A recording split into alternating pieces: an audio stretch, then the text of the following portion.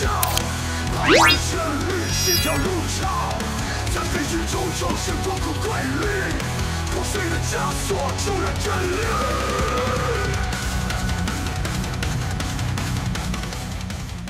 Sinemania semua, berjumpa kembali bersama Basti Bahas Sinema. Video ini merupakan part terakhir dari rangkuman serial Conde Heroes 2024 yang sudah kita bahas sebelumnya. Bagi yang baru mampir, link video terdahulu ada di deskripsi ya guys. Oke, mari kita lanjut.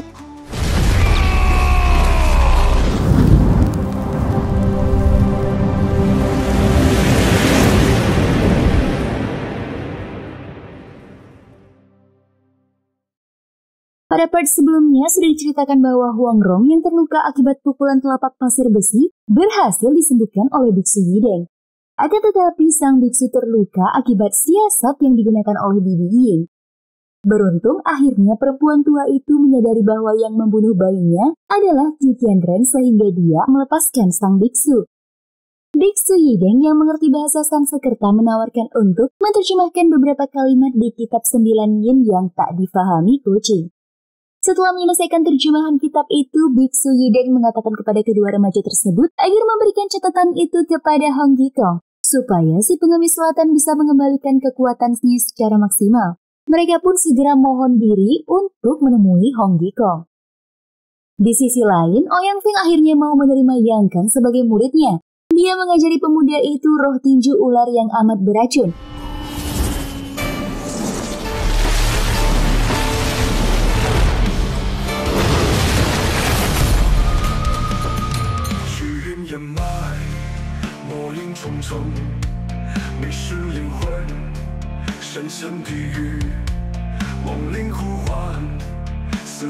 Sementara itu, keenam pendekar Anu Jiangnan berlayar menuju ke Pulau Persik.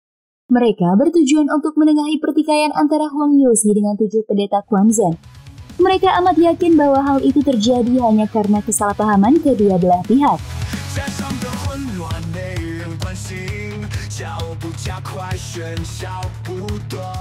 Mereka sampai di Pulau Persik dan disambut oleh si pelayan bisu yang mengatakan bahwa majikannya tak mau menerima mereka.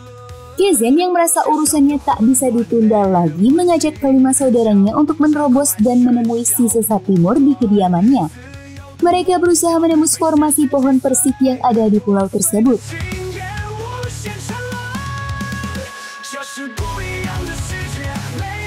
Namun setelah beberapa kali mencoba, mereka tetap tak berhasil.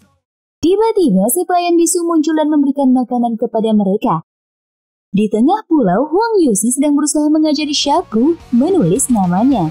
Tapi menghadapi kebodohan gadis itu, Huang Youxi menjadi uring-uringan.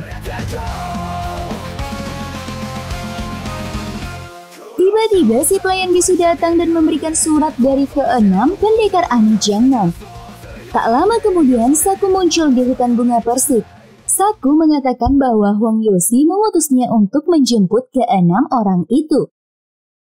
Di sisi lain, si bocah tua nakal sudah berhasil menemukan Hong Yikong dan selalu menemaninya. Dia tak berani lagi meninggalkan pengemis itu karena takut dimarahi Huang Rong. Hong Yikong yang kehabisan arak meminta si bocah tua nakal untuk mengisi kembali tabung araknya.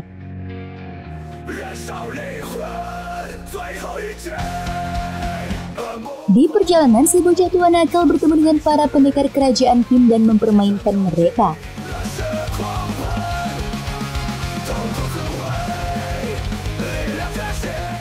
Dia kemudian menyuruh keempat orang itu untuk menandu dirinya dan Hong Yikong.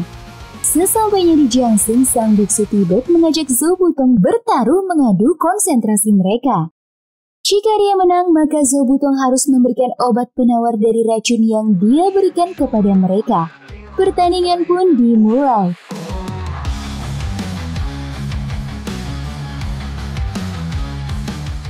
Tiba-tiba Hong Yikong melihat Kezen berteriak dan marah di tengah kota seorang diri dan berusaha menyusulnya.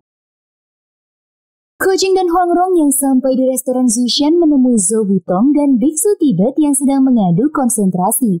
Dari ketiga pendekar yang lain, Huang Rong mengetahui bahwa Hong Yikong menghilang dari tempat itu. Huang Rong berusaha menghentikan Zhou Butong tapi tak berhasil. Ia lalu menotok nadi tertawa kedua orang itu. Zobutong akhirnya tertawa lebih dahulu sementara sang biksu masih diam di tempatnya. Setelah ketiga temannya meninggalkan mereka, sang biksu tetap diam dalam semedinya. Huangrong segera menotok si biksu sehingga dia tersadar dan segera melarikan diri.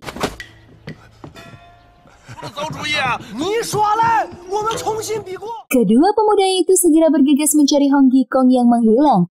Mereka melihat tanda pengemis dan mengikutinya. Mereka malah bertemu dengan Kizen yang tiba-tiba menjadi marah dan menyerang Huangrong. Kizen menjadi sangat marah mendapati Gojing berani menghalanginya. Walaupun Gojing sudah minta maaf, tapi itu tak meredakan amarah Kizen. Hong Gikong akhirnya juga muncul di sana dan berusaha menenangkan pendekar tua itu. Akan tetapi Kizen tak peduli dan meminta Gojing menghabisi Huangrong dan Huang Yosi jika dia masih mau dianggap murid oleh Kizen. Tiba-tiba Kizen memuntahkan darah dan jatuh pingsan. Huangrong mengatakan bahwa Kizen sebenarnya tidak terluka. Dia hanya terlalu marah sehingga membuat pembuluh darahnya pecah. Mereka bertiga merasa ada yang aneh dalam kejadian ini. Keenam pendekar aneh tak pernah terpisah. Namun kali ini mereka hanya melihat Kizen seorang diri. Sambil menunggu Kizen tersadar, Gojing memberikan terjemahan kitab 9 yin kepada Hong Gikong dan menyampaikan pesan Biksu Yideng. Hong Gikong menyuruh kedua muridnya itu untuk pergi ke Pulau Persik dan menanyakan apa yang terjadi kepada Huang Yosi, sementara dia yang akan merawat Kizen hingga sembuh.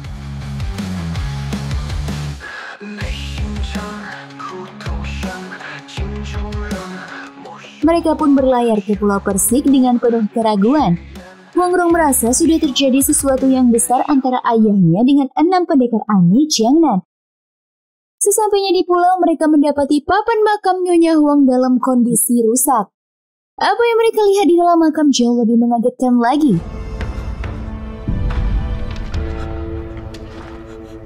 Gojing menemukan mayat para gurunya yang sudah tewas bersimbah darah di sana. Akan tetapi pendekar keempat dan Shiren tak ditemukan.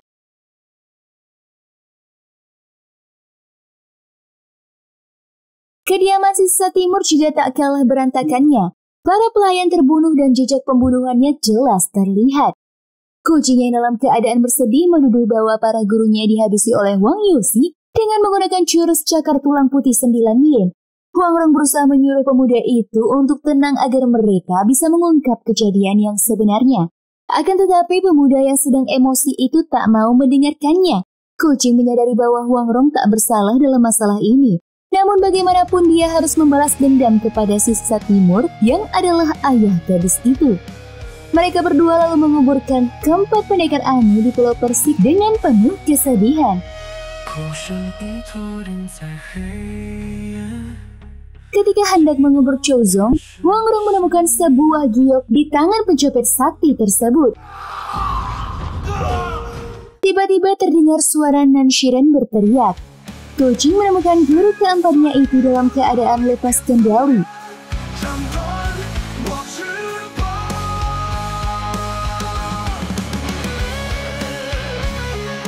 Setelah Nan Shiren tenang, dia berusaha menyampaikan sesuatu kepada Gojing.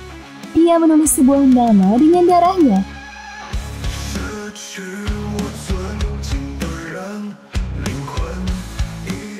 Akan tetapi dia tak bisa bertahan. Gojing merasa bahwa huruf Y yang ditulis Nan Shiren adalah nama Yosi dari sisi timur. Semakin kuatlah dugaan bahwa Huang Yosi lah yang bertanggung jawab atas kematian kelima gurunya. Melihat kebingungan Gojing, Huangrong akhirnya memutuskan untuk berpisah dengan pemuda itu. Dia mengajak Gojing meminum sekendi arak pelupa ingatan. Setelah masing-masing menghabiskan setengah kendi, maka artinya mereka sudah tak ada hubungan apa-apa lagi.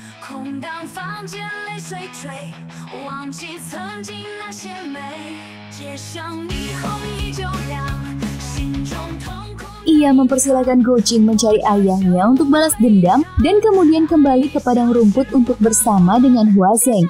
Huangrong berusaha menekan perasaannya. Dia sangat mencintai Gojing. Namun dia juga tak mau pemuda itu ragu dalam bertindak jika masih bersamanya. Huangrong memasrahkan segalanya kepada takdir.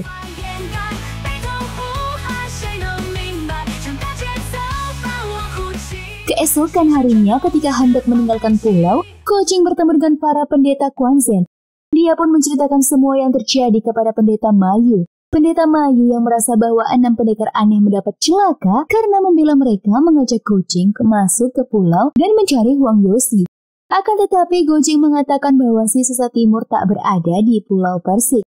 Mereka pun kembali ke Jiangshan dan menyuruh murid-murid Quan Zhen menyebarkan bahwa sekte Quan Zhen menantang si sesat timur dalam sebuah pertarungan. Huang Yosi yang menerima tantangan itu langsung menuju ke sana. Ketujuh pendeta Quan Zhen segera membentuk formasi dan mengepung si sesat timur.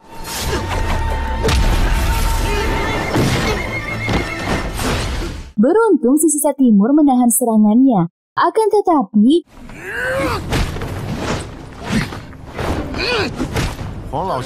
dari atas rumah makan Hong Gikong mengatakan kepada Ko Jing bahwa dia tak yakin Huang Yosi lah pembunuh kelima gurunya. Dia bisa melihat bahwa jika si sesat timur mau, sangat mudah baginya menghabisi Qi Zhen dan ketujuh pendeta Quan Zhen. Huang Yosi tak benar-benar serius menghadapi mereka. Si pengemis utara berpendapat bahwa ada orang yang sengaja membenturkan mereka semua. Melihat Ko Jing muncul, si sesat timur menanyakan putrinya. Akan tetapi Ko Jing tak menjawab dan meminta ketujuh pendeta Quan Zhen membentuk formasi 7 bintang. 6 tenaga dalam disatukan di tubuh Ko Jing.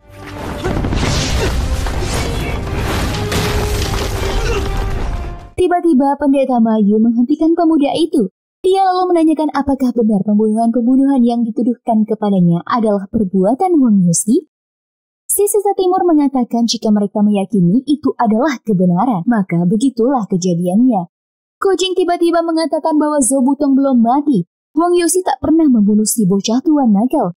Hong Gikong juga menambahkan bahwa beberapa hari yang lalu ia masih bersama Zhou Butong. Namun si bocah tua nakal itu kembali menghilang entah kemana. Satu urusan sudah selesai. Tinggal menjelaskan tentang kematian 5 orang pendekar aneh Jiangnan. Akan tetapi Huang Yosi tak mau menjawab pertanyaan itu. Dia merasa tak perlu menjelaskan apa-apa. Jika mereka menuduhnya membunuh kelima pendekar tersebut, dia juga tak berniat membela diri. Melihat Ko Jing yang emosi, akhirnya Huang Yosi mengatakan bahwa ke-6 pendekar Jiangnan berada di Pulau Persik dan dia sudah memerintahkan orang untuk menjamu mereka. Huang Rong muncul di sana dan mengatakan bahwa Huang Yosi hanya perlu mengatakan bahwa dia tak membunuh mereka semua. Akan tetapi si sesat tua tetap tak mau menjelaskan hal itu. Akhirnya Hong Gikong turun ke gelanggang dan menengahi mereka. Huang Rong kembali membujuk ayahnya untuk mengatakan bahwa dia bukan pembunuh pendekar aneh Jiangnan. Akan tetapi Huang Yosi malah memarahi putrinya karena masih berusaha membela Ko Jing yang dianggapnya tak menggunakan pikirannya. Hong Gikong akhirnya menceritakan bahwa ketika Huang Yosi tak berada di pulau, 5 orang pendekar Jiangnan terbunuh di sana. Dia merasa yakin bahwa ada konspirasi besar yang ingin membenturkan para pendekar daratan tengah. Tak lama kemudian Wang Yin Hongli bersama orang-orangnya sampai ke restoran Zishan. Pendeta Qiu amat marah melihat muridnya Yang Kang kembali bersama orang-orang Qin. Tapi pemuda itu dengan bangga membuka identitasnya telah menjadi murid si racun barat Ouyang Feng. Mereka langsung terlibat pertempuran dengan si racun barat.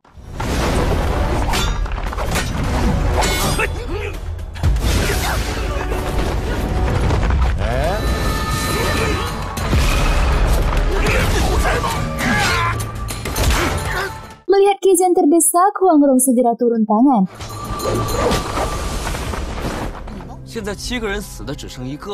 Perkataan Yang Kang yang mengatakan bahwa 6 manusia aneh tinggal sendiri menjadi perhatian Huang Rong. Bagaimana Yang Kang bisa mengetahui hal itu sementara mereka belum pernah menyampaikan berita ini kepada para pendekar lain? Melihat Huang Yosi dan Hong Gikong juga berada di sana, Yang Kang menjadi ragu dan memerintahkan anak buahnya untuk mundur.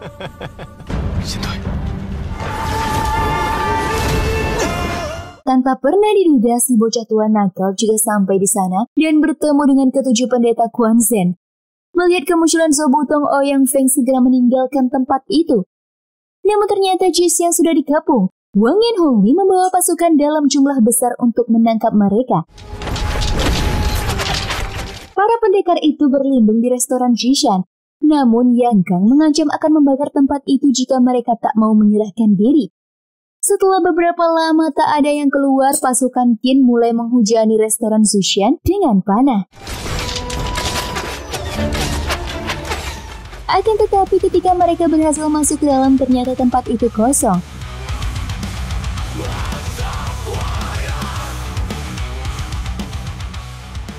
Ternyata para pendekar berhasil meninggalkan tempat itu melalui jalan rahasia yang hanya diketahui oleh Qizhen. Sesampainya di pinggir hutan, ketujuh pendeta Quanzhen mohon pamit. Mengingat Qizhen sudah menyelamatkan mereka, Huang Youxi berusaha menerangkan kejadian di Pulau Persik. Namun melihat Qizhen tak mau mendengarkannya, dia mengajak Hong Yikong pergi bersama untuk menyembuhkan luka. Mereka berpisah. Gojing meninggalkan tempat itu bersama Qizhen. Sementara Huang Rong tinggal bersama Zhou Butong. Belum jauh mereka berjalan, Gojing dan Qizhen dihadang oleh Yang Kang. Dia meminta agar Gojing memberikan kitab wasiat Jenderal Yunfei kepadanya. Gu Qianren juga muncul di sana dan langsung menyerang Gojing.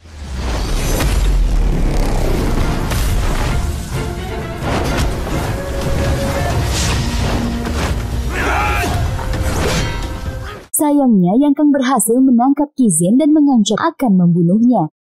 Melihat Yang Kang tak main-main dengan ancamannya, Gojing pun menyerah dan mengeluarkan buku wasiat tersebut. Akan tetapi, mendengar Huang Rong mengatakan bahwa Gu Qianren menindas Bibi Ying, si bocah tua nakal segera menyerangnya.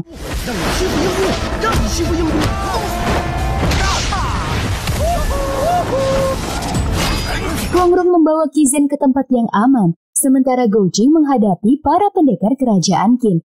Huang Rong membawa Qizhen ke sebuah kuil tua dan mendudukannya di sana. Dia juga memberikan sebuah tongkat besi yang didapatkannya di sana sebagai pengganti tongkat Qizhen.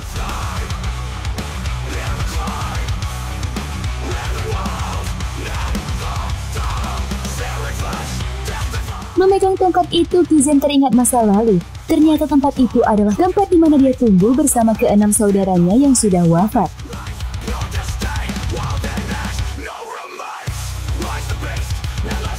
Kenangan itu membuat Qizhen kembali teringat dengan kematian saudara-saudaranya di Pulau Persik. Batinnya bergejolak.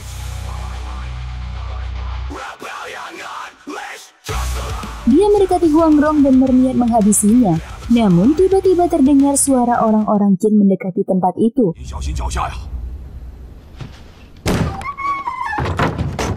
Wang Yan Hongli, Yang Kang, dan pendekar Qin muncul di sana. Mereka juga membawa saku yang mereka tangkap.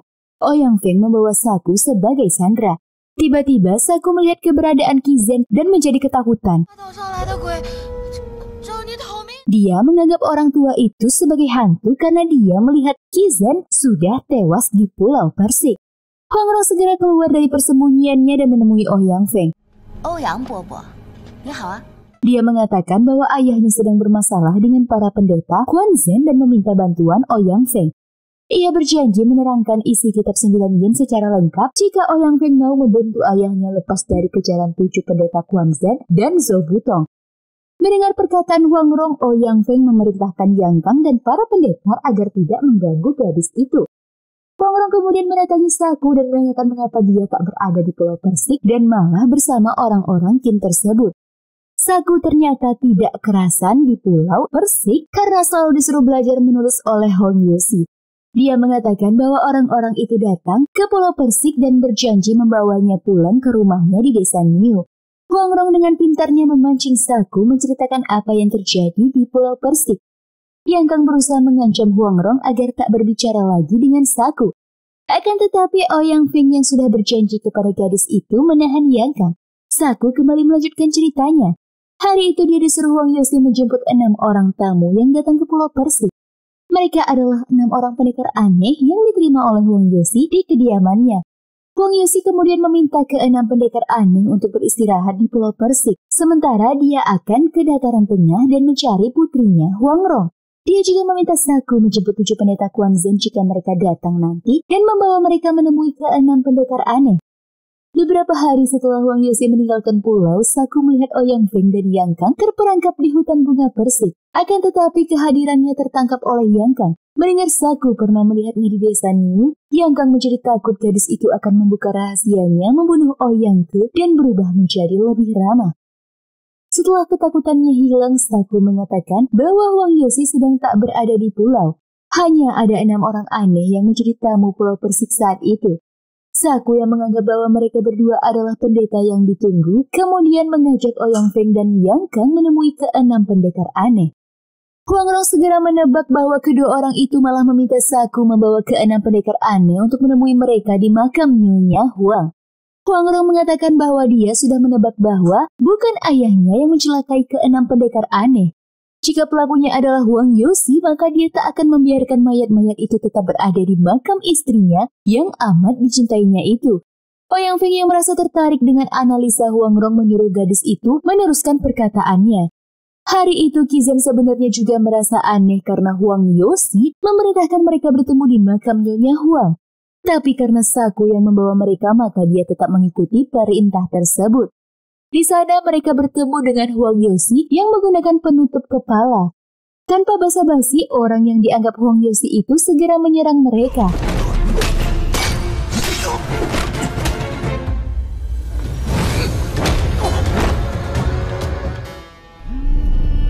Si racun barat meninggalkan Kizen dalam keadaan hidup karena ia tak bisa melihat.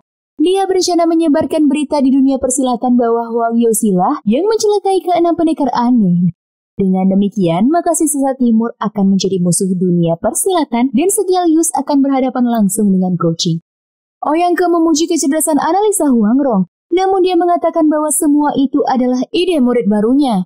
Huang Rong lalu menerangkan bahwa sebelum kematiannya, Nancy Dan sempat menuliskan huruf Y yang disangka adalah Yosi. Ternyata itu adalah Yang Kang. Huang Rong juga mengeluarkan sebuah giok berbentuk sepatu yang dia yakini bukanlah barang peninggalan ibunya. Benda itu bertuliskan perjodohan. Huang Rong amat yakin bahwa itu adalah lambang perjodohan Yang Kang dan Yanxi yang berawal ketika Yang Kang mengambil sepatu gadis itu. Yang Kang akhirnya tak bisa menghindar lagi. Di tempat persembunyiannya, Kizen berusaha menahan emosi. Dia telah salah selama ini menuduh Huang Yosi yang membunuh saudara-saudaranya. Bahkan tadi dia sempat hendak menghabisi Huang Rong jika orang-orang tim tersebut tak muncul di tempat itu. Tiba-tiba mereka mendengar gerakan dari Kizen. Huang Rong kemudian merubah pembicaraan. Dia melarang Saku pulang ke desa Niu karena ada hantu di sana. Pendengar Saku mengatakan orang pincang Yang Kang segera bertindak. Tapi dihalangi oleh Huang Rong. Yang Kang kembali mencoba menghabisi Saku. Akan tetapi kali ini Ouyang Feng yang menghalanginya. Si racun barat kembali menanyakan siapa yang membunuh hantu pincang di rumahnya kepada Saku. Setelah kembali ditakuti oleh Huang Rong, Saku akhirnya menyebutkan nama Yang Kang. Situasi menjadi berbalik. Ouyang Feng mulai mereka-reka. Huang Rong terus mengeluarkan bukti-bukti melalui percakapan Yang Kang yang didengarnya di balik dinding ruangan rahasia. Yang Kang tak bisa lagi menguasai diri dan akhirnya menyerang Huang Rong. Sayangnya dia malah terkena racun dari zirah landak di tubuh Huang Rong. Zirah landak sebenarnya tidak beracun. Akan tetapi sewaktu Nanshiren membabi buta menyerang Huang Rong, darahnya yang mengandung racun ular menempel di sana. Dan sekarang Yang Kang memukul di tempat yang sama. Pangeran Wangen Hongli yang amat menyayangi anak angkatnya itu berusaha memohon agar Ouyang Feng memberikan penawar racun kepadanya. Akan tetapi si racun barat malah menendang Pangeran Qin itu. Melihat tak ada harapan, para pendekar kerajaan Qin memaksa Pangeran Wangen Hongli untuk meninggalkan tempat itu.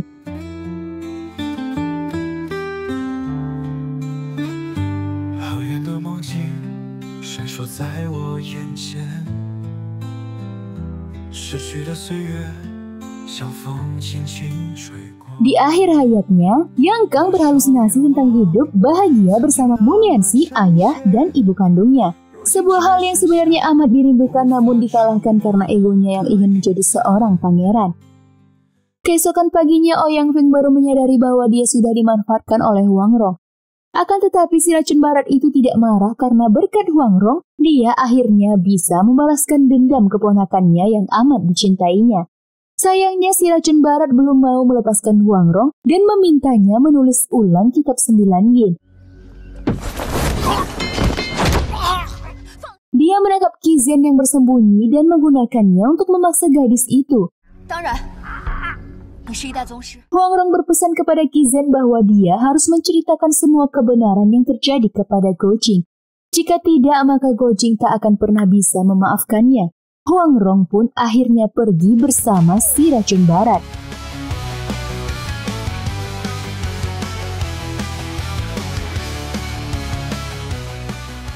Qizhan yang berusaha mencari Go Jing bertemu dengan pemuda itu yang sedang bersama pendeta Qi Qiji. Mereka pun kembali ke kuil dan mendapati jenazah Yang Kang. Walaupun Yang Kang sudah berkali-kali berusaha mencelakai mereka, ketiga orang itu tetap bersedih atas kematian putra Yang Tianqin tersebut.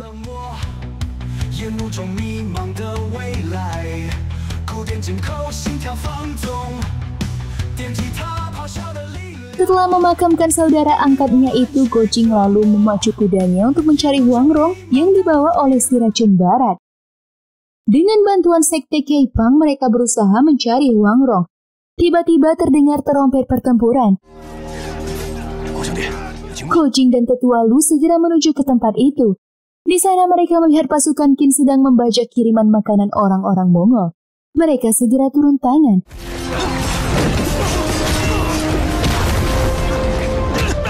Orang-orang Mongol yang mengenal Go Jing adalah tunangan Putri Huazeng segera memberi hormat. Go Jing pun dibawa ke perkemahan mereka untuk bertemu dengan Tolui dan Guru Jebe. Tolui menawarkan kepada Go Jing untuk ikut bersama mereka kembali menemui Huazeng dan ibunya yang menunggu di daerah Mongol. Go Jing pun akhirnya ikut bersama rombongan Mongol untuk melihat kondisi sang ibu yang sudah lama ditinggalkannya.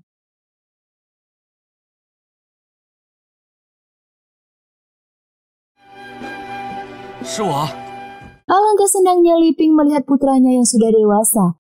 Sambil menikmati makanan masakan sang ibu, Go Jing menceritakan semua pengalamannya.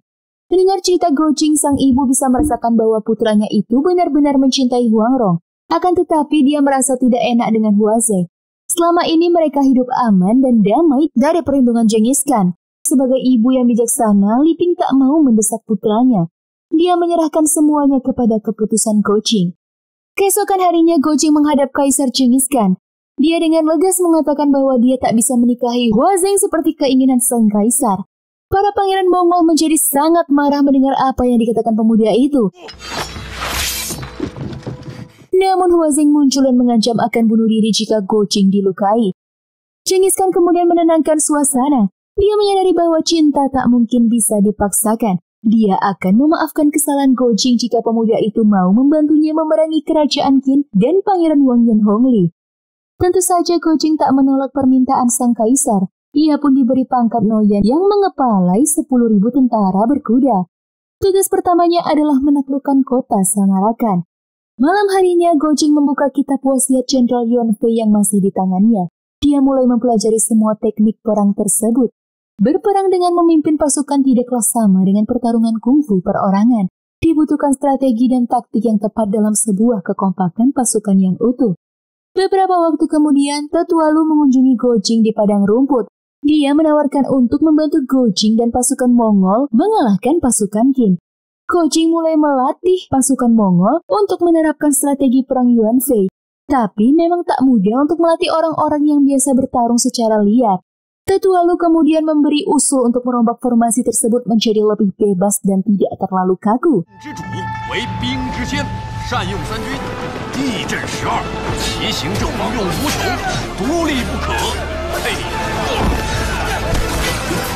Teknik tersebut sangat luar biasa dan membawa kemenangan yang besar bagi prajurit Mongol. Genghis Khan menjadi sangat senang atas kemenangan pasukannya dan memuji Go Jing. Malamnya, Go Jing kembali menanyakan strategi berikutnya kepada Tetua Lu. Akan tetapi, sang tetua menyatakan bahwa dia akan memberitahukan hal itu besok di saat peperangan. Go Jing mencurigai dan mengikuti Tetua Lu yang meninggalkan perkemahan secara diam-diam. Tiba-tiba sebuah angin pukulan yang dahsyat menyerang Go Jing.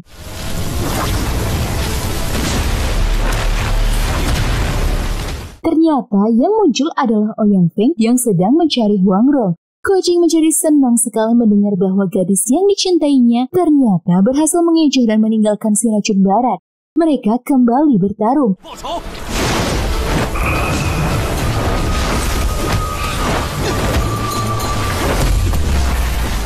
Melihat pasukan Mongol mendatangi tempat itu, Ouyang Feng berusaha melarikan diri. Akan tetapi,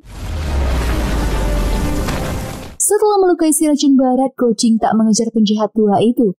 Tetua Lu yang datang bersama para prajurit Mongol mengatakan bahwa dia sengaja memancing mata-mata di pasukan Mongol untuk memperlihatkan diri. Dia juga tak menyangka bahwa orang itu adalah Ouyang Feng. Keesokan harinya penyerangan ke kota Samarkand dimulai.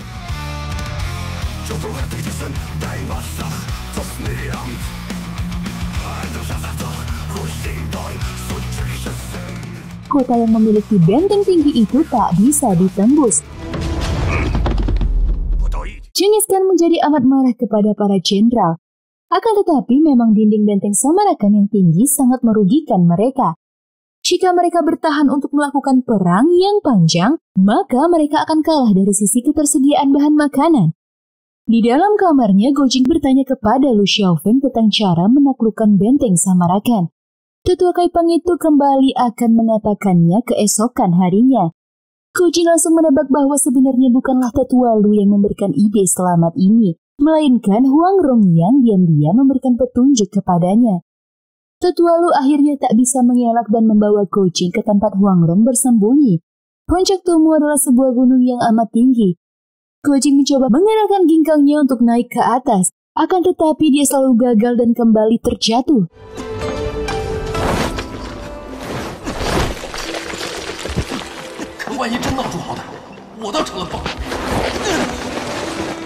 Tetua Lu yang kasihan kepada Gojing lalu menunjukkan cara naik menggunakan kaki domba yang dibakar sehingga membentuk tangga.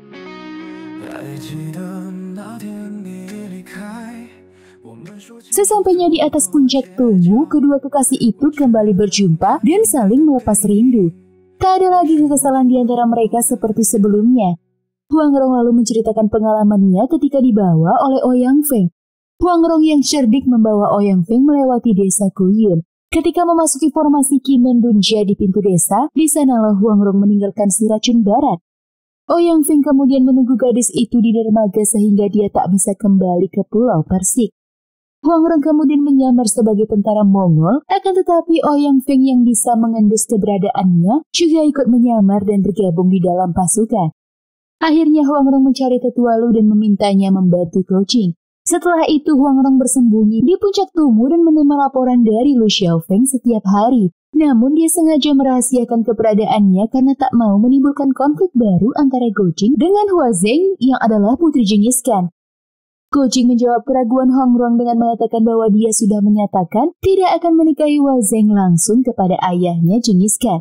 Genghis Khan akan mengabulkan apapun permintaannya jika dia bisa mengalahkan Samarkand dan menangkap Wang Yan Hongli. Tiba-tiba Huang Rong menanyakan tentang teknik penempaan tulang kepada kucing. Akan tetapi dia memberikan isyarat melalui telapak tangan. Ternyata Huang Rong menyadari bahwa Ouyang Feng berada di sekitar tempat itu dan sedang menguping pembicaraan mereka.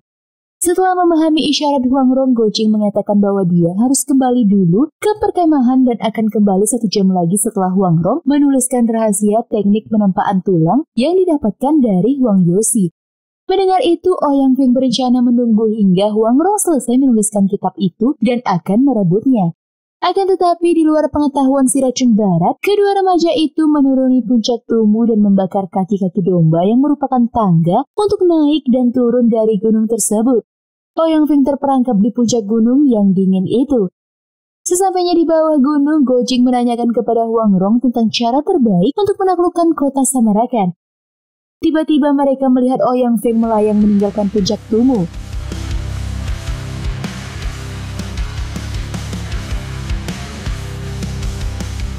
Hal itu menjadi inspirasi untuk mereka. Malamnya Gojing memerintahkan pasukan yang membuat sayap buatan dengan kain yang dipasangkan pada rangka kayu.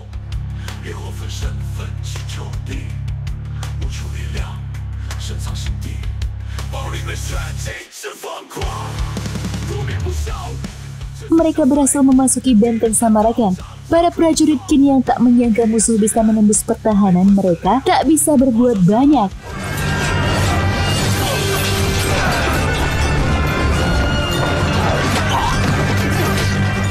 Gojing membuka gerbang kota dan memberikan isyarat kepada pasukan inti yang dipimpin langsung oleh Genghis Khan.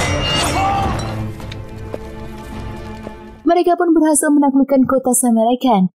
Di antara para tawanan perang Gojing menemukan Pangeran Wangen Hongli yang mencukur jenggotnya dan menyamar sebagai prajurit biasa. Dia pun dihadapkan kepada Genghis Khan. Genghis Khan yang mengetahui bahwa Pangeran Qin itu adalah orang yang membuat ayah Gojing dahulu terbunuh, menyarankan Wangen Hongli kepada Gojing. Gojing memberikan sebuah pedang dan menyuruh Wangen Hongli untuk bunuh diri. Akan tetapi Pangeran Qin itu mengatakan bahwa dengan bekerja sama dengan Genghis Khan maka Gojing sudah menggali kuburannya sendiri. Ia yakin bahwa setelah mengalahkan kerajaan Qin maka orang-orang Mongol akan berbalik menyerang negara Song. Setelah itu Wangen Hongli pun menghabisi nyawanya sendiri.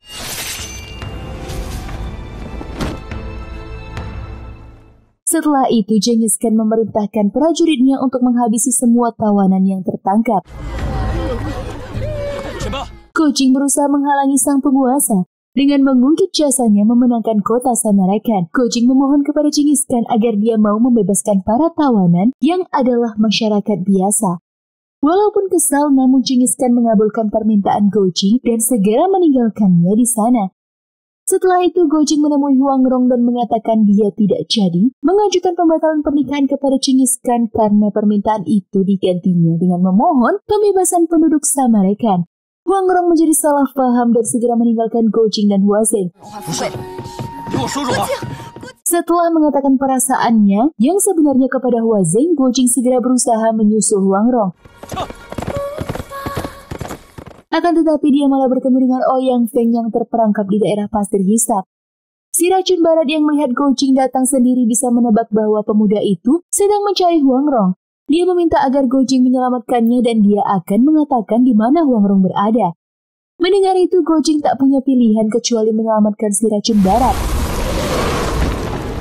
Akan tetapi apa yang dikatakan si racun barat berikutnya sungguh mengejutkan. Huang Rong sudah lebih dahulu terjebak di pasir hisap dan tersedot hingga ke dasarnya.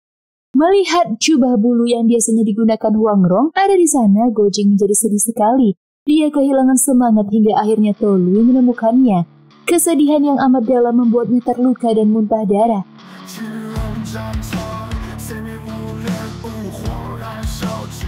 Setelah 1 bulan dirawat di padang pasir, Gojing pun mulai membaik. Tolui yang mulai memahami Gojing meminta agar ayahnya jangan dulu membahas tentang pernikahan Gojing dan Huazeng. Lebih baik mereka merencanakan penaklukan Mongol berikutnya. Mereka lalu membahas tentang penyerangan ke Tongguan. Akan tetapi, Tolui mengusulkan agar mereka langsung menyerang ke Dalian yang merupakan ibu kota kerajaan Qin. Gojing setuju dengan rencana tersebut, tapi mereka harus menggunakan taktik yang bisa mengalahkan Tongguan dan Dali secara bersamaan. Gojing pun menerangkan rencananya.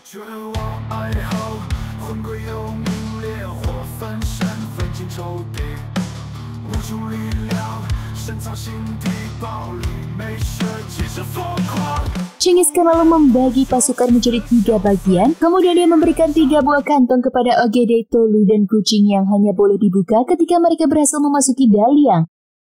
Di tendanya, Gojing menceritakan pertemuannya dengan Genghis Khan kepada Li Ping sang ibu. Li Ping yang memahami Genghis Khan meminta kantong pemberian kaisar itu kepada putranya. Dengan membuka jahitan kantong tersebut, Li Ping berhasil mengeluarkan isi kantong itu tanpa merusak segel kaisar. Gojing menjadi sangat terkejut ketika membaca bahwa pesan itu adalah perintah untuk menyerang kerajaan Song di Lin'an setelah mereka menaklukkan Dalian.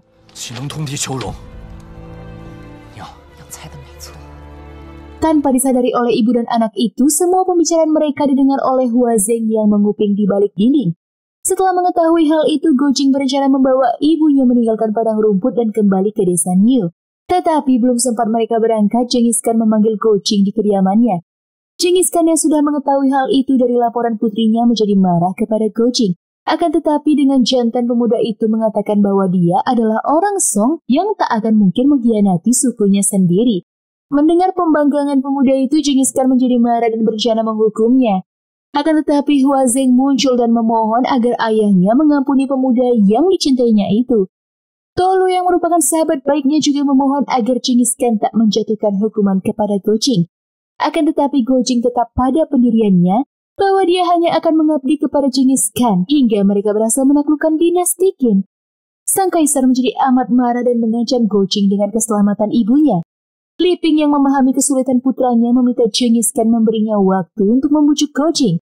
Setelah mendapat izin Genghis Khan, Liping meminta Gojing mengeluarkan belati yang merupakan tanda kelahirannya. Kemudian sang ibu menceritakan bahwa Yang Tianxin dan ayahnya Go Xiaotian adalah dua pahlawan Song yang hebat. Dia hanya berpesan kepada Gojing agar selalu mengikuti hati nuraninya. Kemudian Liping memeluk putranya dan tanpa disadari oleh siapapun, semua orang di ruangan itu menjadi sangat terkejut. Tak ada yang pernah menyangka bahwa Liping yang lembut memiliki tekad yang luar biasa. Dia lebih rela mati daripada dijadikan alat untuk mengikat putra yang amat dicintainya. Dalam kesedihan, Gojing tak bisa mengendalikan kekuatannya.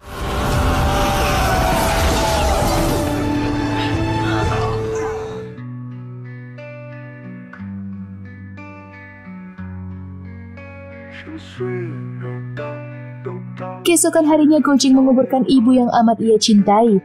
Toli dan Huazeng pun juga datang dan memberi penghormatan terakhir kepada Liping. Huazeng menyalahkan dirinya. Dia melaporkan Gojing hanya karena dia tak ingin pemuda itu meninggalkannya. Dia tak pernah menyangka bahwa semua itu harus mengorbankan Liping yang juga sudah dianggapnya sebagai ibunya sendiri. Dia berencana untuk membunuh diri, tapi Gojing menghalangi gadis itu. Gojing tak menyalahkan Huazeng. Bagaimanapun mereka bertiga sudah seperti saudara. Namun kali ini mereka harus berpisah dan mengikuti jalan takdir masing-masing.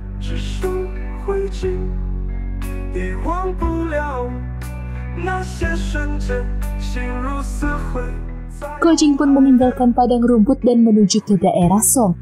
Akan tetapi masyarakat Song yang sudah mendengar kabar bahwa Gojing pernah menjadi tangan kanan Genghis Khan tak menerimanya dan menghajar pemuda tersebut.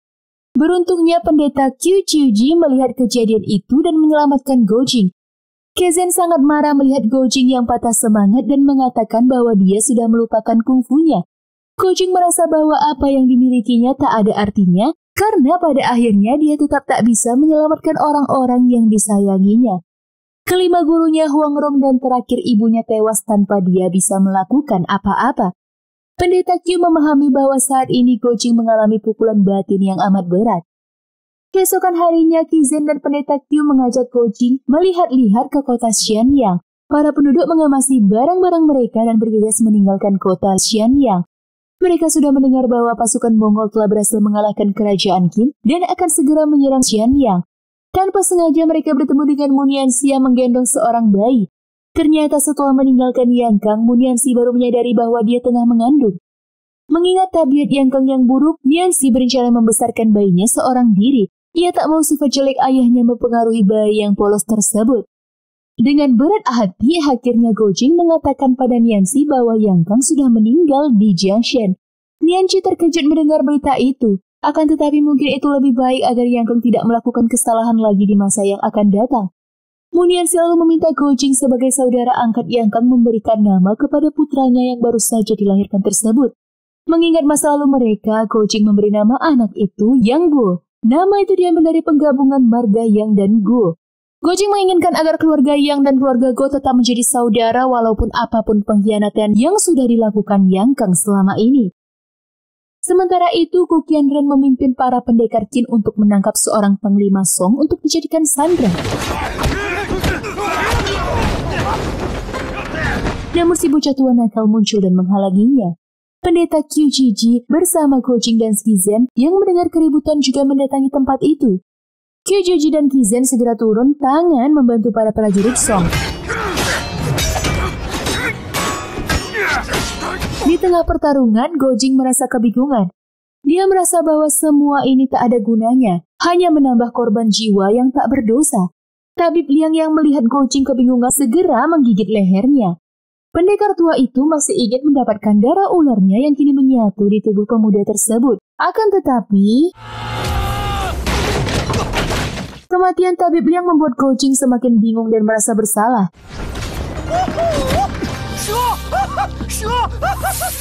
Di sisi lain, Gu Qianren berhasil menakuti Zhou Butong dengan ular-ular kecil. Dia sudah mengetahui kelemahan si bocah tua nakal yang amat sakti tersebut. Tiba-tiba Bibi muncul di sana dan menyerang Gu Qianren. Sementara itu, Gojing semakin larut dalam pikirannya sendiri. Di tengah kebingungannya, dia mencabut belati dan berniat mengakhiri hidupnya. Akan tetapi,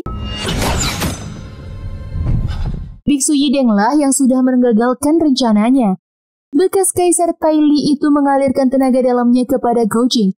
Melalui alam bawah sadar Gojing, sang biksu berusaha menyadarkan pemuda yang kehilangan arah tersebut. Tiba-tiba ilusi kelima gurunya yang sudah wafat muncul bersama Kizen. Ilusi itu berganti dengan kehadiran sang ibu yang sudah wafat. Hong Gikong juga hadir dalam ilusinya dan mengatakan bahwa menegakkan keadilan adalah tentang usaha. Tak peduli berhasil atau tidak, akan tetapi seorang pendekar harus berjuang sekuat tenaga. Gojing pun akhirnya menjadi tercerahkan. Dia segera menghalangi Gu Qianren yang hendak menghabisi Bibi Ying.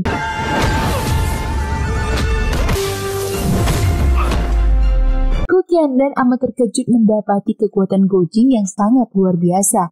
Namun Gojing membatalkan serangan terakhirnya. Gu Qianren yang merasa malu dikalahkan oleh pemuda seperti Gojing berusaha untuk bunuh diri. Biksu Yideng menghalangi niatnya. Pria itu menjadi semakin marah dan memukul Biksu Yideng. Semua orang terkejut mendapati Biksu Yideng tak menghalangi pukulan telapak pasir besi yang amat berbahaya. Bahkan ketika Bibi Ying hendak menikam Gu Qianren, Biksu Yideng menghalangi belati itu dengan tubuhnya. Duan Zixing mengatakan bahwa tusukan itu diterimanya sebagai penebusan dosa karena membiarkan bayi sang permaisuri tewas di tangan Gu Qianren. Bibi Ying segera memanggil Zhou Butong untuk membantunya.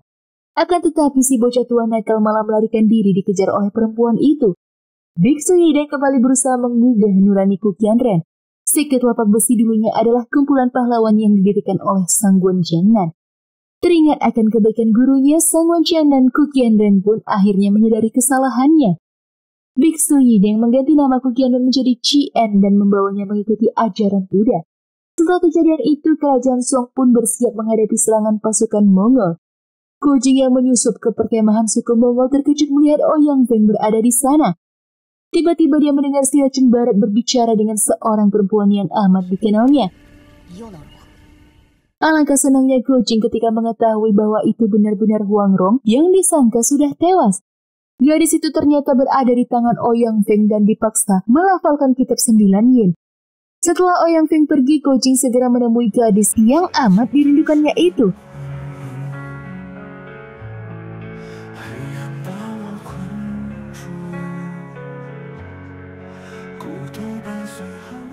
Mereka sama-sama tak menyangka bertemu di sana. Ouyang Feng ternyata membohongi Huang Rong dengan mengatakan bahwa Genghis Khan sudah memenggal kepala Gojing karena menentangnya. Huang Rong menceritakan bahwa setelah meninggalkan Gojing waktu itu dia menjebak Ouyang Feng dengan mantel bulunya di daerah pasir hisap. Namun ternyata si racun barat itu bisa menyelamatkan diri dengan membohongi Gojing. Huang Rong mengajarkan rapalan kitab 9 yin secara terbalik. Si racun barat tak akan pernah bisa memahami makna yang sebenarnya dari ilmu tersebut. Gojing lalu mengatakan bahwa kedatangannya kali ini sebenarnya berniat membunuh Genghis Khan untuk menggagalkan penyerangan pasukan Mongol ke kerajaan Song. Melihat tekad Gojing, Huang Rong mengatakan bahwa dia akan mendampingi Gojing melaksanakan niatnya itu. Seandainya mereka tak berhasil, setidaknya mereka bisa gugur bersama.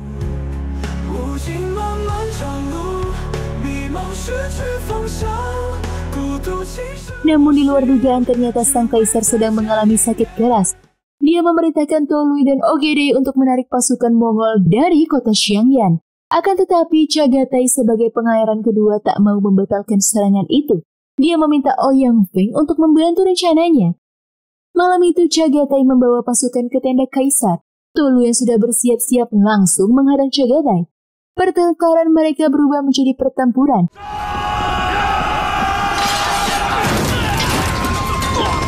Ketika Ouyang Feng hendak turun tangan, Gojing langsung menghadangnya. Gojing menentang Ouyang Feng untuk bertarung di luar perkemahan.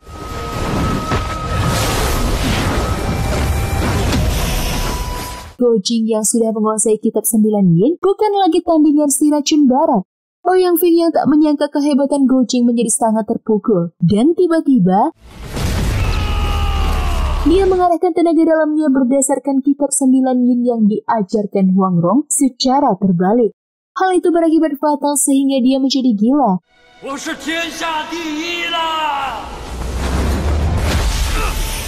Huang Rong muncul di sana dan mengatakan bahwa dia hanyalah peringkat kedua. Jika dia menjadi yang paling hebat, maka dia harus bisa mengalahkan Ouyang Feng. Si racun barat yang sudah menjadi gila tak mengenal dirinya sendiri.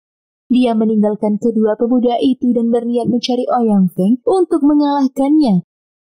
Gojing kembali ke perkemahan pasukan Mongol dan membantu Tolui.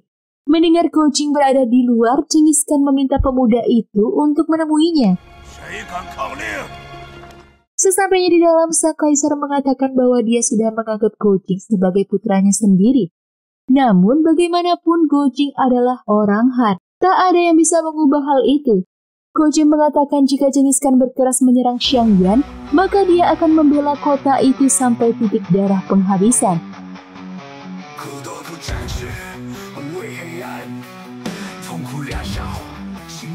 Genghis Khan menahan langkah Gojing.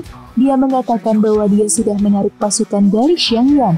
Dia tak ingin Gojing dan Tolui berperang di sisi yang berbeda.